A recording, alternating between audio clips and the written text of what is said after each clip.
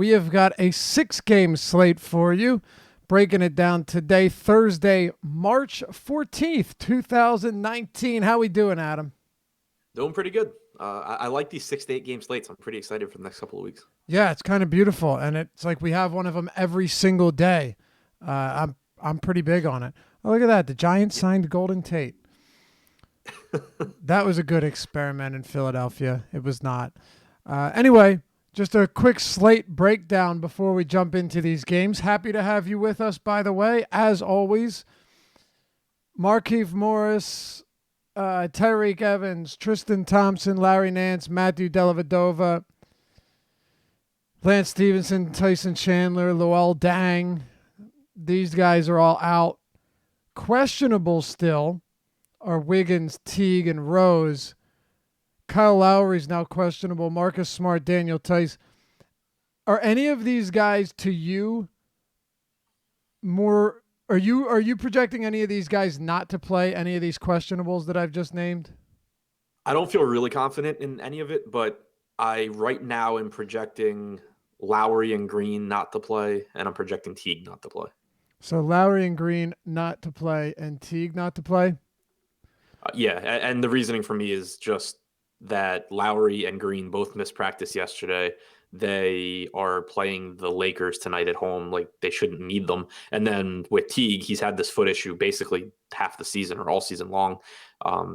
Wiggins almost played last game, so I assume he plays here. Rose, I really have no idea, but I don't think it matters that much. Teague, I'm just assuming he doesn't. All right. Then let's get into it. Here we go. We'll start with one of the 2 7 p.m. games. We've got two 7s, one 7:30 on an island there, an 8 p.m. on an island, a 9 p.m. on an island, and a 10:30 p.m. game on an island. So that's kind of fun. If you don't have the NBA package and you watch on TV when you have live televised games. By the way, I'll tell you this much. I used to buy. What do you use to watch the games? League Pass. Okay, I used to, and I figured I was paying for the same delay that I could get by watching it on Reddit. So, what are you gonna do? Either way, there's many ways to watch the game. If you're not one of those people, you don't have League Pass, you don't feel comfortable watching it there. Lakers Toronto is on TNT. I'm sure that was a game they intended to be much better than this in mid-March. And Denver and Dallas is another one. So those two games, again, not really that great, but what are you going to do? I'd much rather see Boston, Sacramento. I'll tell you that much. Let's start with Indy and OKC, 7 p.m. Indiana Pacers at home are 1-point favorites. The OKC Thunder, this game has a 218 total, by the way. The Oklahoma City Thunder have played a lot of games in not that many days, right? If you look at since March 2nd, they've played 1, 2, 3, 4, 5, 6, 7. This is their 8th game since March 7th or 2nd. It is also going to be their 3rd back-to-back over that stretch. So they've had a pretty brutal schedule.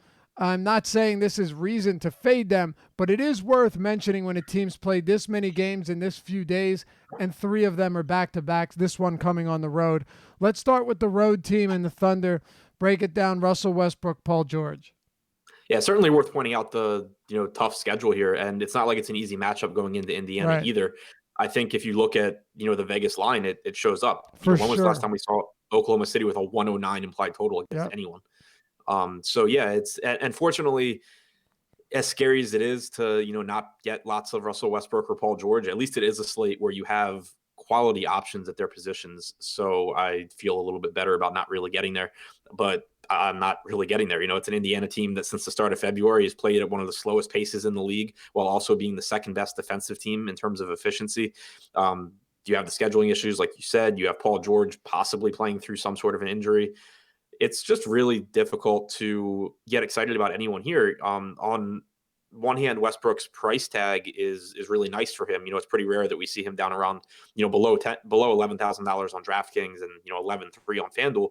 But you have, other guys that you can go to at the position. You also have a very deep center position with similarly priced guys that I like a bit more than Westbrook in the spot. So I'm not really getting much of anything from Oklahoma City.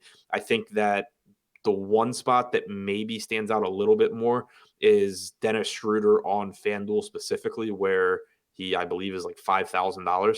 Still a bad matchup, but playing 28 to 30 minutes at a 5K price tag is, pretty appealing for him. Yeah, Schroeder had been shooting really poorly, had one strong game against Utah, and then went back to shooting really poorly. But you're not paying much for him. At the moment, like just assuming that these questionable guys play, or most of them play, there is not a ton of value right now. There's some, we'll get to them. It's going to be super chalky, whether you're talking about the Monty Morris or the Marc Gasols. We'll get to them later. But yeah, Dennis Schroeder on FanDuel. On DraftKings, I don't really have much interest at all. But on FanDuel, I have no issues with it. Paul George yesterday shot well, Adam. He shot 9 for 18, played 37 minutes again. But I just don't see myself getting here all that much tonight. Again, I don't like with Russell Westbrook. He's hardly human. So if there's one guy that isn't affected much by back-to-backs, or at least has proven not to be over the course of his career, it has been Westbrook. But you bring up a point. Do you really need to force that in here, given the schedule, given the back-to-back, given the depth at the positions? I don't think you do. And the thing for me, and I haven't looked at the projected ownership yet, but Westbrook always carries ownership, and he's coming off of a game where he scored like 72.5 DraftKings points last night. People are still going to roster the guy. I'd be pretty surprised if 24% on FanDuel, and where is he on DraftKings? Down there at 11% right now. Okay, yeah. I mean, it's just I'd be surprised if it's like a really low price or a really low ownership on him. It's just I don't feel great about not getting to much Westbrook, but I'm just not with the way the slate breaks out. Agreed. Anything else for OKC? I mean, the same thing applies to everybody else, not just Westbrook and Paul George, Right. Yeah. It's a brutal matchup in more ways than one for this entire team. What about the other side? Solid pace up spot for Indy.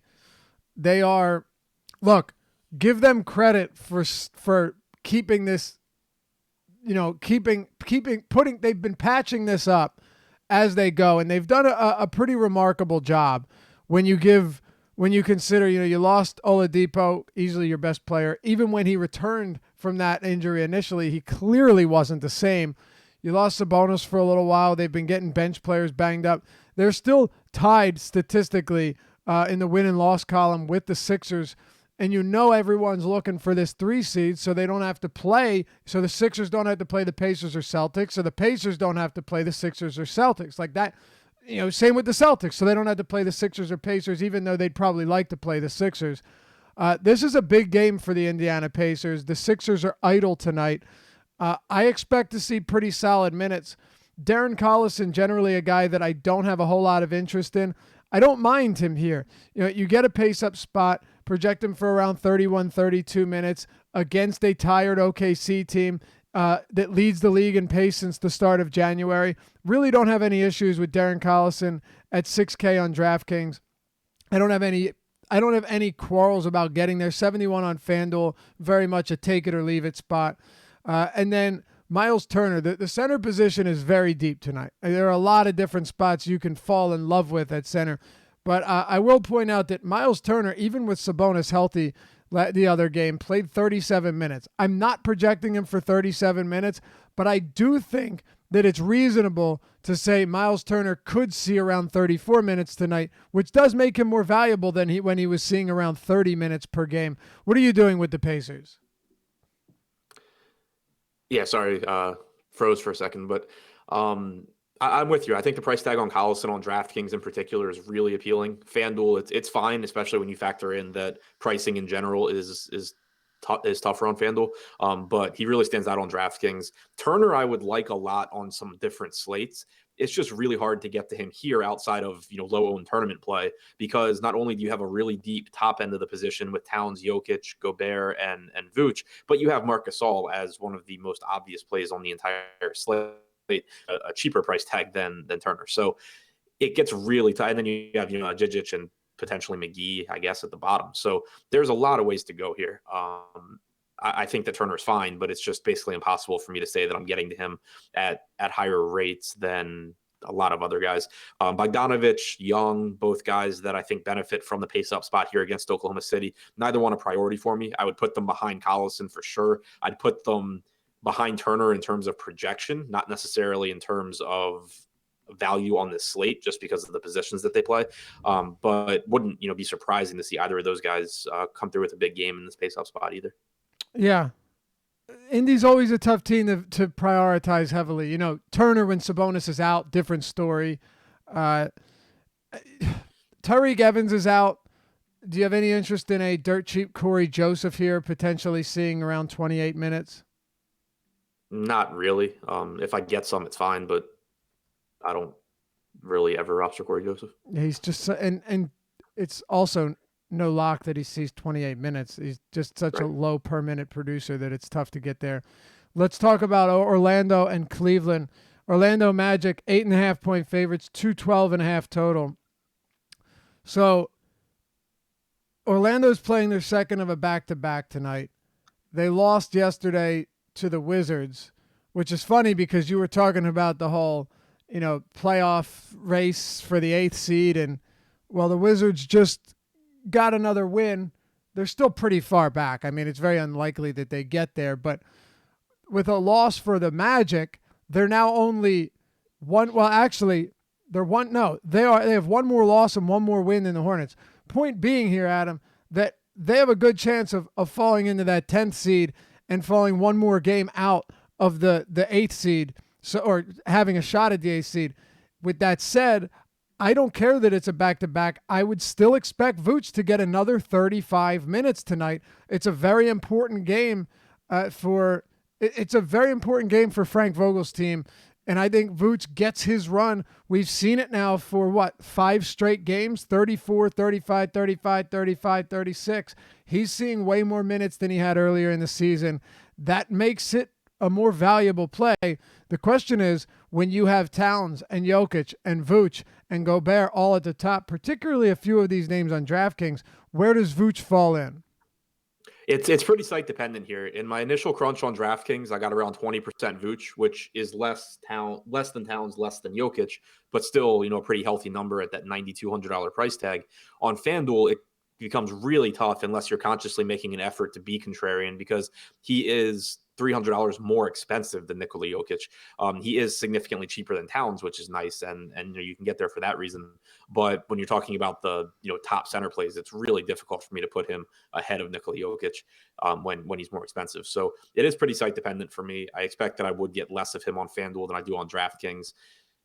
It's a fine matchup though, and like you said, the minutes have been there. He continues to average over a 20% usage, assist, and rebounding percentage for the season. Averaging about 1.47 points per minute over the last month and a half. I haven't projected in that range here. So I do really like Vooch. It's just easier to get there on DraftKings. Yeah, it's much easier given that Nikola Jokic is somehow priced at 10,200 on FanDuel, where they routinely overprice centers. Right. That's the strange part. It's not that he's 10-2. It's that he's 10-2 on FanDuel where, Gobert is 9-6. That's pretty bizarre. We've actually seen the pricing come down a bit on a lot of these players, some of whom we'll get to later. What about the rest of this front court? I will include Jonathan Isaac in here, but we'll start with Aaron Gordon, who, man, yesterday you could cash with like 252 or something on DraftKings, maybe lower. Like it was a really low scoring night, thanks to guys like Jared Allen and Avery Bradley and more. Aaron Gordon played 34 minutes. He shot 4 of 13 from the field, salvaged, had 35 fantasy points. Look, Cleveland's got the worst defense in the league from an efficiency standpoint. They also play at one of the slowest paces. So it kind of evens itself out. I would give Gordon another 33, 34 minutes here today. Isaac probably put him around 31. Any interest in either of these guys? Both just secondary options for me. Like you said, it is a slow-paced team. They don't play well defensively. But the thing for me is that if you look at the power forward position, there is one guy in Gordon's price range that I think is an absolute top play. And I just can't get to Gordon over Siakam. You have Isaac, who's been priced up a little bit, especially at 6,500 on FanDuel. It's not a bad price tag, but it's not one that I'm really excited to get to. Like, I think I'd rather just take a chance on some cheaper small forwards. So both of those guys are secondary options for me, whereas Vooch is more of a priority. I agree with you. And then Jonathan Isaac, I just don't have much interest in paying that much. DJ Augustine, we talked about him yesterday. He was a fine value option. Had no issues with him just being that he's cheap and he's playing 30-plus minutes. Pretty much the same idea tonight.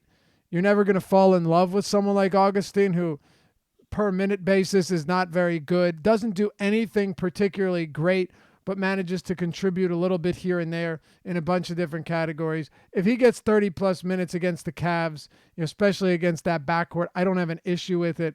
And then you're talking about like the Fourniers and the Ross. I can't really get to any of them tonight. Yeah, one other thing to point out with Augustine, because normally he's a guy where we don't really have anything to say other than he's cheap, he plays minutes, and good luck. It is a appealing matchup for him personally here. 47.9% pick and roll frequency this year with an 80, and he ranks in the 84th percentile in efficiency. Cleveland's tied for fourth most points per possession allowed to pick and roll ball handlers this season. So you do have, a guy in Augustine who isn't the best per minute producer, but he basically does one thing offensively, and Cleveland sucks at defending it. Yep. Makes sense. Anything else from Orlando? No. All right. Yeah. DJ Augustine, just looking at the pick and roll possessions here. It's like 5 per game, but still, I mean, he's cheap enough. The percentage of his possessions that it is really right, high. 47% exactly, which compared to a lot of other players is very high. Cleveland, Tristan Thompson, Larry Nance out, Matthew Dellavedova out. We'll start with the front court here again. Djidzic played a ton of minutes last game, didn't get in any foul trouble, just didn't get involved in the game either. I mean, he was pretty rough. Like 34 minutes from this guy. I get it. It's against Joel Embiid and company, but if you're a center playing around the basket and you finish with 5 rebounds, you must not have much interest. How many minutes do you have him playing today? I have him at 32. I didn't really feel comfortable projecting him for 34, especially because I still get a pretty healthy projection for him in 32 minutes. Yeah. But I certainly think the minutes are going to be there again as long as he doesn't get in foul trouble or anything like that. Right. So here's what I mentioned to Josh because we had a bit of a disagreement with this on the strategy show. The way I see it is with Kevin Love coming back, you push Cedi Osman to the 3, and you have Cedi coming in. So I don't see it affecting him all that much, being that Nance and Thompson are still out. Could Love get some backup center minutes? Yes, but I still see him getting the bulk of his run at the 4, Cedi playing mostly at the 3. So you're moving these guys down a position instead of getting everything crowded in the front court at center. How many minutes do you have Marcus Chris at? 18. All right, so you have him essentially getting the bulk, if not all, of the backup 5 minutes? Yeah. Okay. And backing up at the 4? Yeah, a few minutes there. Who else do you have backing up at the 4? I was asking. Sorry. I have Cedi at 35 Adele, minutes. Right? I have Nawab at 21. Huh? Okay. Well, do you have anything for Deng Adele? I do not. Okay. So looking at this, and then the thing is, essentially, Marcus Chris should just take pretty much the role that Channing Frye played the other day. That's what I would expect. Right. So I have him at 32 as well. Like you said, you don't need to put him at 34. It's not going to make a big difference if you do. You're still going to get a lot. Even if you have him at like 0.8 fantasy points per minute at 32 minutes, he's going to pop quite a bit. Do you have a lot of him as of now? As of now on DraftKings, which is the only site that I've crunched on so far, I had like 14%, but that would go higher, I assume, if I did not have Jeremy Lin projected for 32 minutes. Okay. And Kevin Love, any interest in Love here? I thought Josh and I had a pretty good conversation about this today, where it's like you want to get Kevin Love, but it's tough to land on it. That's exactly where I was when I wrote the deep dive article today. Like I went through the position and I'm like, okay, Kevin Love, he's wanted still to write in him the 8K up. range. Yeah, I did write him up, and then by the end of writing him up and then finishing the position, I'm like, it was like, well, I don't know how you actually play him. Exactly. Right. Yeah, like man, on the guy's got like on first look, it's like, oh man, I really like Kevin Love today, and then you start doing stuff, it's like, oh, okay, maybe right. Not. Yeah, right. Like he stayed in the article because the position's not that great outside of Siakam, but it was just kind of. Yeah, it's not as it is a tough matchup. He's averaged 1.4 points per minute without Thompson or Nance this year. There's certainly the upside there, but that price tag is climbing. And you're talking about him playing 30, 31 minutes, again, compared to Siakam playing, probably 33, 34 and getting backup center minutes where he's been super productive. And we'll talk about that. It's just a play where I think that it's going to be tough to actually get him in lineups. Right. And to be fair, like if you're hand making lineups and you're playing a 3 max or you're throwing 5 or 10 lineups in, it's not a horrible idea if you wanted to throw Love in there as a, like an against the grain play. It's not a crazy idea. It's just in terms of optimization, he's not going to show up that much. Right. That's how I kind of came across it. What about Clarkson and Sexton? Because initially I ran crunches, and on DraftKings I got a decent amount of Colin Sexton. So on DraftKings, I got like 6% Sexton and 5% Clarkson. But again, that's skewed because right now I'm guessing that Lynn, right? That's a huge. Right. That makes a huge difference, right? Right. So if you get rid of that, if you get rid of a $3,800 Jeremy Lin against the Lakers, then I would get more Sexton. I'd get more Clarkson because I have both of them projected as perfectly, mediocre plays at their price tags. It's just that by me kind of forcing in and also projecting out Teague. So I have ownership going to Tyus Jones and to Jeremy Lin that would be like funneled towards Clarkson and Sexton if they weren't options. So let me ask you this. It'll give us an idea of what type of ownership or exposure you'd get to Sexton in the event that the Lin and Tyus Jones minutes did not come to fruition. What do you have him projected at? Sexton? Yeah. On FanDuel, I have him at 27 points. On DraftKings, I have him. Give me a second. Somewhere around 27.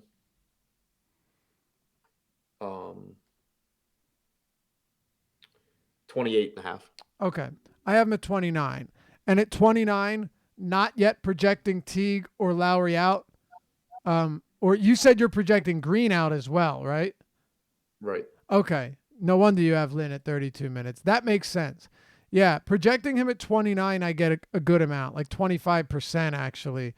Not to say I felt confident in it, but really hoping that we get some of this news quickly. Toronto's at 8 p.m. And then the what other game were we talking about? Toronto and Minnesota. That's at 9 p.m. We'll wait and see what we get there. Make sure if you are playing certain guys that aren't on the 7 o'clock slate, and you have, guys that you can swap out, make sure they're in one of the bottom 3 spots on DraftKings if you can, because this is one of those nights where it makes a massive difference if you have the ability to swap them out.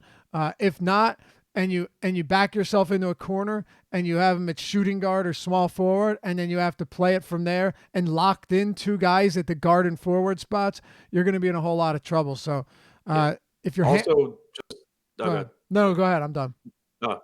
In that same vein, just be a little more cautious than usual, I guess, or at least know that playing FanDuel tonight's pretty risky because there's a really good chance that we're just blindly guessing on guys and have no way of, and they have big impacts on the slate. Absolutely.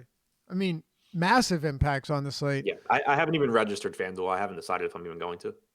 It's difficult. And another thing, this is why I mentioned it right at the beginning of the show. We have 4 different island games, meaning that you don't even get like a nice wave of games where, you have where you're waiting on, like, okay, 8:00 we'll get all this news. For all we know, we might not get the Toronto news until 7:45, and then we might not get the Minnesota news until 8:45. And by that time, you only have 2 games left to decide from. So right. Even on DraftKings, it's tricky. On FanDuel, you're shit out of luck regardless. Yeah. Fortunately, the Toronto one is the slate breaking news, whereas Minnesota, they're playing Utah, and you could be fine with not rostering anyone. Yeah, no question. I mean, Tyus Jones, he is very inexpensive though on DraftKings. That's another thing. Yep. He's not priced up based on Teague potentially being out, and then you also have Rose questionable. So if the 2 of them are out, Tyus Jones could play 39 minutes. That's kind of was it just Teague out the other game? No, all 3 of them were out. They were all out? Okay. Yeah. And they got blown out though, right? Yeah, Rose and Teague were both ruled out early in the night, and Wiggins was expected to play, and then Wiggins also didn't play. Right. I know they got blown out, and Jared Bayless played 22 minutes. I'm not sure how much of that was in overtime, but or in garbage time, but yeah. I was like, that's a hell of a blowout. Yeah. Yeah, they had a 25-0 run in the 5-minute overtime period. All right, you want to move on, or you have anything else on Cleveland? Yeah, I'm good to move on. All right, Boston and Sacramento. We've got the Celtics at home. Huge pace-up spot for them, or at least pretty significant. 7.5-point favorites, 227 total. We did just get news here on the Boston Celtics. Daniel Tice, for what it's worth, ruled out. Marcus Smart is now probable, and Terry Rozier has been ruled out. Jason Tatum, as expected, is active. So there you have it. Tatum active, Rozier out, Smart probable, Tice out. Let's go ahead and jump into this one. We'll start with the Celtics. Kyrie Irving's 8,900 on DraftKings. On FanDuel, he's 9,900. He's had some strange spots lately. He got injured in one of them a couple of weeks back. There've been a few blowouts. He played 34 minutes in the blowout loss to the Clippers. It was a rough game for the entire team. I mean, I still have plenty of interest against the Kings for Kyrie Irving tonight. So do I. I think it's a really interesting spot because Sacramento's actually been good defensively lately. They're in the top 10 in defensive rating since the start of February. They also have played at the 2nd fastest pace in the league over that stretch. And generally, I think you and I are on the same page where, especially for someone as talented as Kyrie Irving, I'm more interested in him getting more possessions. I don't really care what defense he's facing. Exactly. Because he can knock down threes with 6 guys in his face anyway. When he's locked in, it doesn't matter who he's facing. Just give me the additional possessions. Exactly. Yeah. And also, if you dig into the play type data, it's just an interesting matchup to see what happens because Kyrie ranks in the 91st percentile in pick and roll efficiency this year. The Kings have been a top 10 team defending the pick and roll. So it's just a spot where, it's not a cake matchup for Kyrie. You might look at it like, oh, it's the Kings. This is great. It's a tough matchup defensively, but there are, extra possessions. He is an incredibly good player, obviously. So I still think that he's underpriced, 8,900 on DraftKings, 9,900 on FanDuel. Just lost his backup point guard as well, which shouldn't hurt. So Kyle Lowry now listed as doubtful, by the way. Kyle Lowry is now doubtful. We've got that news. Go ahead, Adam. All right, cool. Maybe I can play FanDuel. So, I still have Kyrie as one of the better plays on the slate. All that stuff considered. All right. And so do I. I mean, I think it's only right that you raise those points, right? Don't get me wrong. I think you want to raise those points when a team's playing better defense, but it's still not going to back me off of someone that's that good, that is a 30-30 guy, 30% usage, 30% assist rate, and is going to play again. When you get into this part of March, you will hear me talk a decent amount about teams that have chances to get into the postseason or jockeying for position. To me, it matters not for narrative nonsense, right? Not like, oh man, he's gonna crush this team because they need to get into the playoffs. No, one very simple reason, Adam: playing time. Coaches do not hesitate to give players more minutes in competitive games when they need that win. If Irving played 36, 37 minutes tonight, I would not be at all surprised. So I think it is very important. We have a perfect example of that in the Denver game that we'll talk about later, where they're just on playoff rotation already now. Right. But yeah, you start seeing that more this time of year, and I think you're completely right. Anything else in Boston outside of Irving? I'd like to hear your thoughts on Horford, who is cheap. On some nights would be a great play. Sacramento is the worst rebounding team in terms of opponent rebounding, particularly against centers. Scoring not the same, but definitely struggle mightily from a rebounding standpoint. Any interest in Horford or anyone else tonight for Boston not named Kyrie Irving? Horford is a really appealing play for me on DraftKings, where you can roster him at power forward 6,300. I think that, again, it's power forward's not my favorite position outside of Siakam, but being able to get Horford there, it gives you, another guy that you can go to that I really like the spot for. On FanDuel, again, it's just kind of, I don't know how you get much of him, right? Just because center's so deep. And then, the cheap guys, it is a pace up spot, and you do have a lack of value on the slate. So I don't have an issue going to guys like Marcus Morris, Marcus Smart, Gordon Hayward, Brown, any of these guys. Like I want to set rules so that I don't have like a team full of them, but rotating these guys in and out, there's a pretty good chance at least one of them has a good game. And I think it is worth mentioning that we have seen in games that Rozier misses this recently, we've seen Smart pick up some backup point minutes as well. We have. The Sacramento Kings, Marvin Bagley makes his triumphant return today after what looked like it could have been a much worse injury. I'm personally not banking on him jumping right back into those same minutes. Maybe I'm wrong, but I'm okay not projecting that. Plus, it's Boston, so I'm not in love with it anyway. Not to mention that Bjelica had actually been playing really well. He was good to me the other day, man, coming off the bench. Played 36 minutes. He's played 30, 29, and 36 minutes over his last 3 games. So with how he's playing, it wouldn't shock me to see Bagley play like 23 minutes tonight. Not a huge concern to me regardless. And then when you're talking about like Willie Cauley-Stein at a deep center position, you're going to be real hard-pressed to like him in this spot either.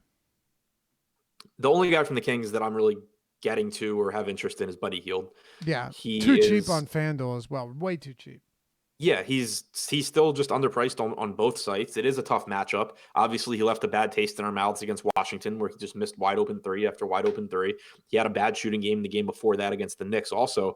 But the more important things for me when you're trying to project someone going forward is that you still saw like 33 and 36 minutes. You still saw usage rates north of 28%. 20 plus shots in both of those games. Right. So I can't tell you if the ball is going to go in the basket tonight, but I do like that he's shooting regardless. It's not like we saw him, play less minutes or disappear in the offense or something. He's still getting his, and he is a good shooter. He's a good offensive player. It's a tough matchup, but price tag is more important than anything in DFS. Absolutely right. And price tag and volume in a spot like this. And like you said, we cannot predict his efficiency as a scorer.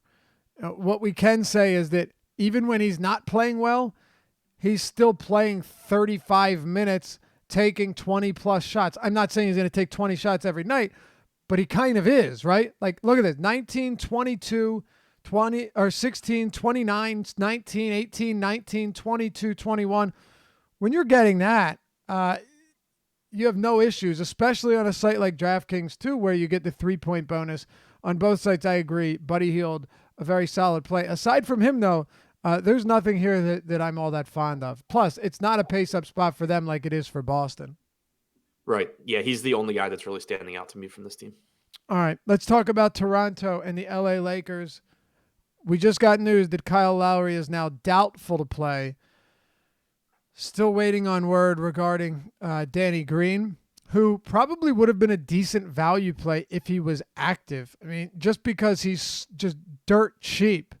But Lowry is now doubtful, so projecting Lynn for significantly more minutes makes a lot of sense. We know that Fred VanVleet remains out as well.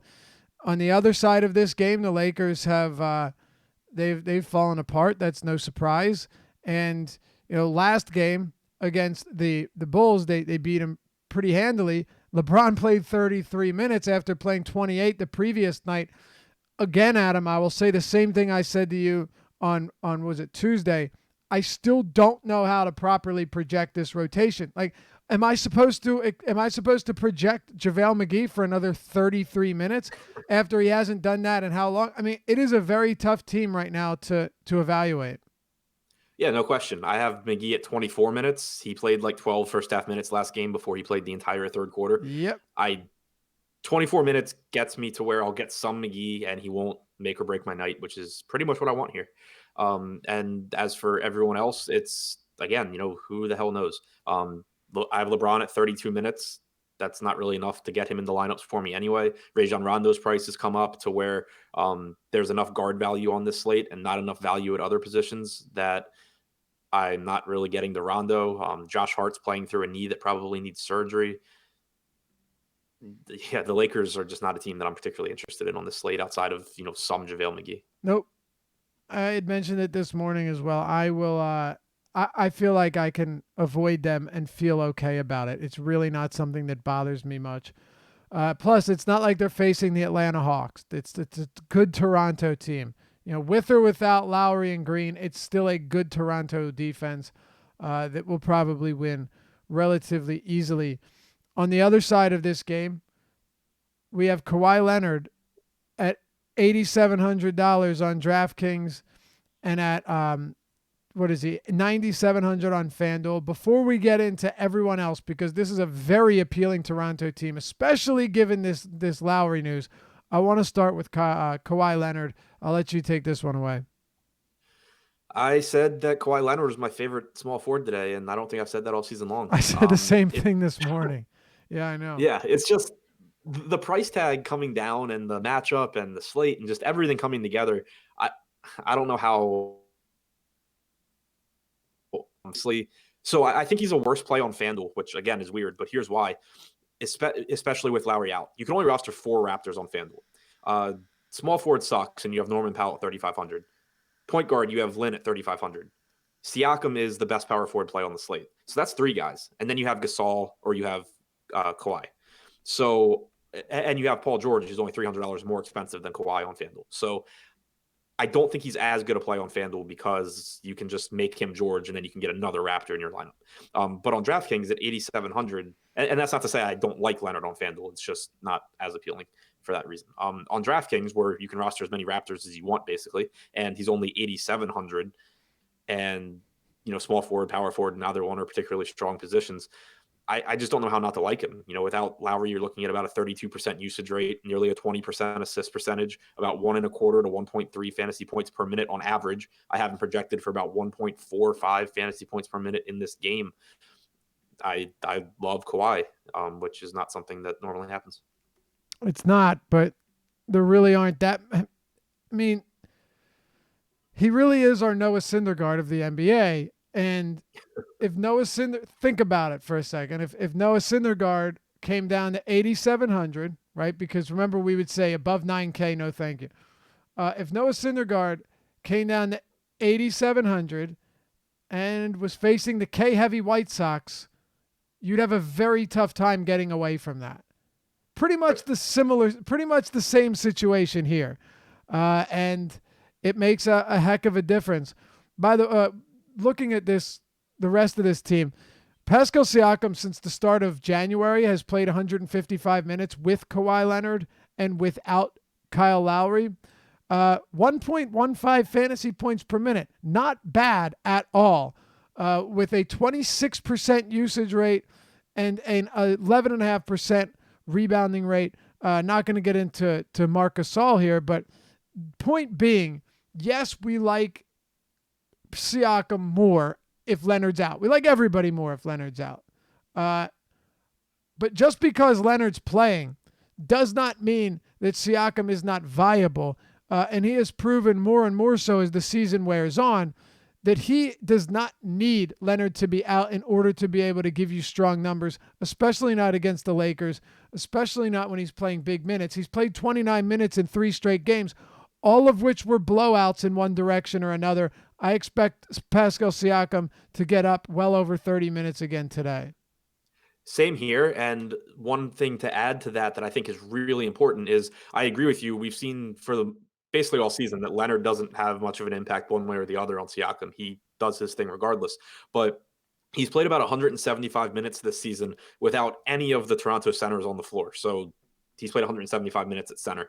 He has a 27.9% usage rate, 15.8% rebounding percentage, 14.8% assist percentage, and he's averaged 1.25 DraftKings points per minute. He should be the backup center here with Ibaka suspended. If you look at the last game, the only other option would be Chris Bouchard, and if you look at the last game, basically just played mop-up duty even after Ibaka was ejected. So I would be shocked if Siakam's not the backup center here. We saw that happening before when, after the Valanciunas trade, before Gasol started playing. And it's just a really appealing spot. So I love Siakam. When you factor in the other options at the position, I think he's one of the best plays on the slate. So do I.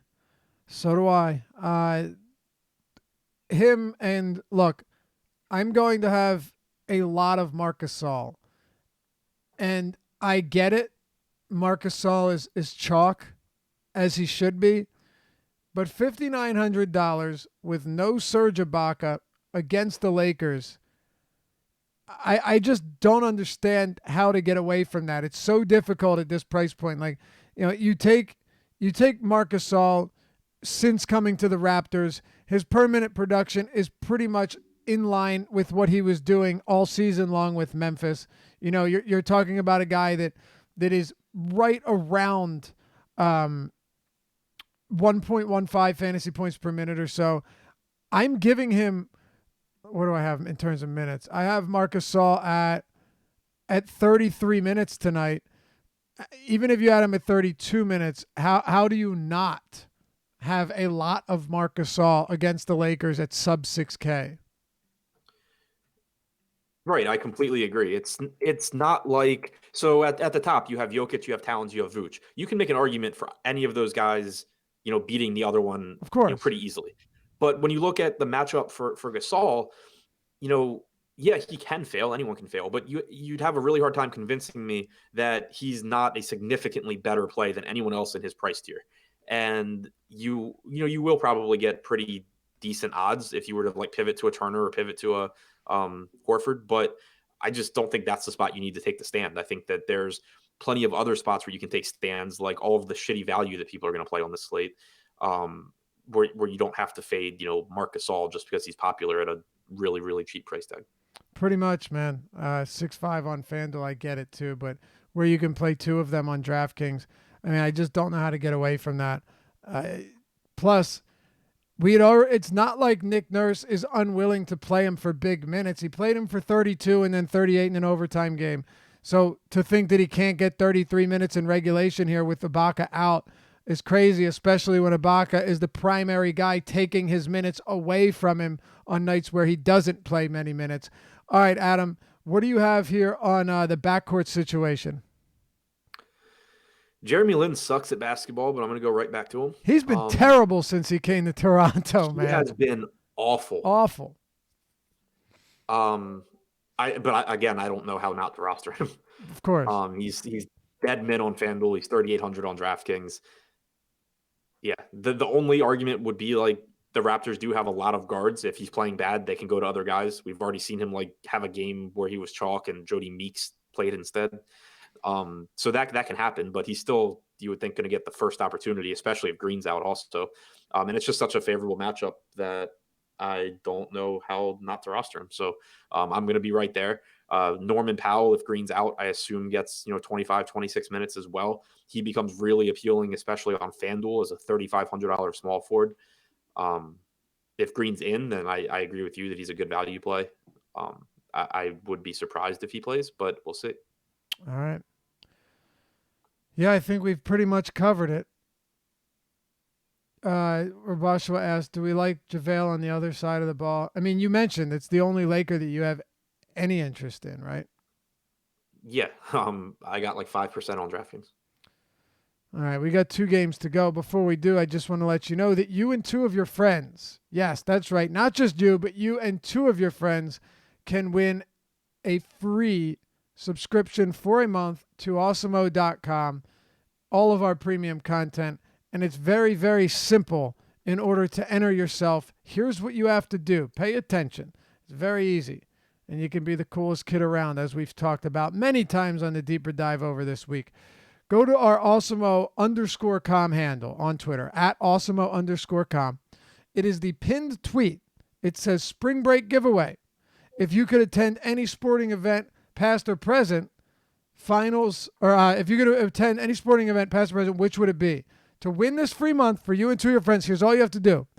Retweet and tag 2 of your friends in it and tell us which event you would want to attend and why. It's that simple. It enters you for you and 2 of your friends to win a free month of Awesemo.com premium content. Also, if you want to check us out in other ways, you can do our weekly passes, or you can get 50% off your first month by using the promo code DEEPERDIVE when you sign up. All one word, Deeper Dive. On the homepage at Awesemo.com, you click sign up, select your plan. You can check out all of our content, from our ownership projections to projections for PGA, MLB, NBA, NHL, NASCAR, and so much more. Alex Baker, that's Awesemo himself, his rankings, his content, his articles, my articles, Adam's articles, sports betting, fantasy cruncher. I'm missing stuff, lineup builder, everything. By using the promo code Deeper Dive, all one word, don't space it out. Deeper Dive, get 50% off, half off your first month at Awesemo.com. Say hi to us in the Slack chat when you sign up, and we'll be happy to show you around. All right, Adam, 2 games to go here. Let's get over to Minnesota and Utah. Utah Jazz here at home are 8.5-point favorites, 222 total. Right now, looking at this, there are no significant injuries for the Utah Jazz. Andrew Wiggins, Jeff Teague, and Derrick Rose, all questionable, however, for Minnesota. Luol Deng has already been ruled out. Karl Anthony Towns is probable. Let's get Utah out of the way first, and then we can move over to the road team. Yeah, so with Utah, it's a really appealing matchup because Minnesota is really bad defensively. But the thing that keeps my exposures down to guys from Utah is that there's no one on this team that's like benefiting from anything other than a good matchup. You know, you don't have anyone that's underpriced for their current or for their new role, whereas you have a lot of that in other spots on this slate. So I think $8,000 Rudy Gobert on DraftKings is a pretty stupid price, but at like the same every time, night. at the same time, you do have, a lot of center options. I did think it was interesting that and not really surprising. He's faced Towns 3 times this season. He has block totals of 3, 3, and 5.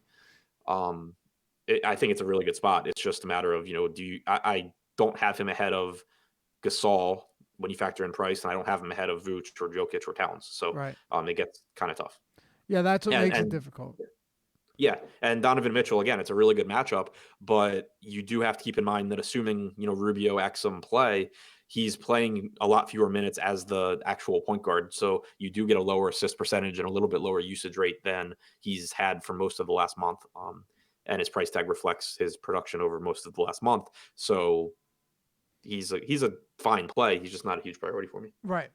I put it this way. I have Gobert ahead of Miles Turner and behind all of the centers you just mentioned, which is pretty much where I have, it shows you where I have Miles Turner and then Gobert, and then you get to the other ones. I have Marc Gasol at the top just based on the price point alone, followed by any variation you would like on DraftKings of Vooch, Towns, and Jokic, and then on FanDuel, Jokic at 10-2 is an entirely different story. We all know what to do there. I do want to point out, because I didn't, and I feel like he kind of does go overlooked. Derek Favors is 5,500 on DraftKings, 64 on FanDuel. Obviously a weak position, like we've talked about. He's playing out of his mind. Like he probably plays 24 or 25 minutes here, but he's just playing so good over the last month and a half, 2 months, that I think he certainly deserves a mention given the way that this slate breaks down. And in case anyone was worried about his minutes on a back-to-back, Derek Favors is averaging 25 minutes per game on back-to-backs this year. So that's, it's actually more than his season average. So if you're worried about that, that wouldn't be the reason that I'd be worried about Derek Favors struggling. Would not be the minutes here, especially not against Minnesota. Anyone else on Utah? I think we're good, right? Yeah, we're good. All right, Minnesota. So let's recap. You're projecting Teague out, and you're projecting Wiggins and Rose in right now? Yeah, and so that doesn't. the By the way, there, that doesn't mean he's saying he's sure they're going to play. He's saying yeah, right I have now, no idea. as we're giving analysis, this analysis is with Teague projected out and Rose and Wiggins projected in. It's not that we're giving our we're not saying they're going to play. Just so we're clear. Right. It's just how I'm running my crunches right now. Correct. Because I'm guessing that's the most likely scenario because Wiggins almost played last game. Right. Because Teague has been dealing with this foot thing all season long, and there's no reason for him to rush it back. And then Rose, I had no idea, and he doesn't really matter, so I just put him in. Okay. Yeah. But this one is a lot less important also to be right on, I think, than the Toronto one, which now we have the Lowry news, so it doesn't matter as much. But, they are playing Utah. So basically, on DraftKings, you can, get a bunch of Tyus Jones and then swap off him if you need to. On FanDuel, he's 4,400, so it's not it wouldn't have been the end of the world to have a bunch of him anyway. Now you have Lynn there at 3,500, so he's a less appealing play anyway. Wiggins is, I think, an okay play, but I'd have him behind like Buddy Hield. I have him behind cheaper shooting guards. Towns is really the guy for me from Minnesota. More so on DraftKings, he is 1,500 more than Jokic on FanDuel, 13 or 1,200 more than Vooch, which makes it tough. I'm not really scared of this matchup for him, though. We know Gobert is good defensively. We know Utah's good defensively, but Towns doesn't rely on scoring at the rim. He can do everything offensively. If Teague is out, you see a boost in his assist percentage. So I do still like Towns a lot. I don't think that he, stands out above Vooch or above Jokic or Vooch when you factor in Vooch's price. But I'm not like shying away from this spot. No, I still like him too. Actually, I have no problems with Towns at all. Plus, we're not specifically game log watchers, not trying to, look at, he's done this against this team, he's done this against this team. But if you do look at it, he has not struggled against Gobert, which is kind of important when you know that you're going to see a lot of these one-on-one matchups. He's super versatile. He can get it done from a lot of different spots on the court, pretty much everything you just said. Not somebody where, somebody that is back to the basket or just operates in the paint around the rim all the time is going to have a much harder time with Gobert than Karl Anthony Towns is. And exactly. Yeah, and that's a pretty important point to make on this one.